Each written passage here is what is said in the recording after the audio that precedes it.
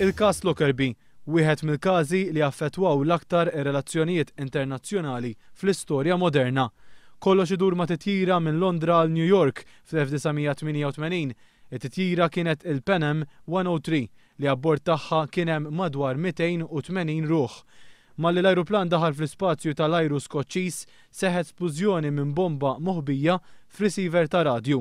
Splużjoni li mhux biss qatlet lil dawk fuq l-ajruplan, iżda anke nies fil-belt ta' Lockerbie fejn l-ajruplan iġġarraf.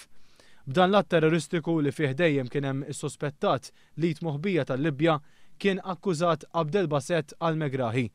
F'dan il-każ kien hemm ukoll konnessjoni Maltija kif raġel Malti nġib bħala xut kontra Megrahi wara li l-Malti kien belu ħwejjeġ mill-ħanut tiegħu f'Taslima li ma' ħwejjeġ ingħat li kienu fil-bagalja mal-bomba.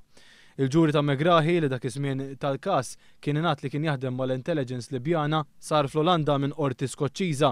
Osservatur ta' ġnus Magħquda kien qal li l-proċeduri fil-konfront ta' Megrahi kienu skorretti ħafna.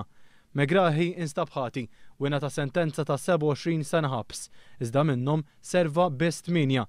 Dan għaliex fl-2009 tħalla jmur lura f'pajjiżu b'raġuni mogħtija tkun li kellu kanċer terminali, filwaqt li ħafna mill-familjari tal-vittmi kienu irrabjati għal fatt li tħalla jitlaq u ma servix is-sentenza, oħrajn qalu li huwa kien raġel innoċenti.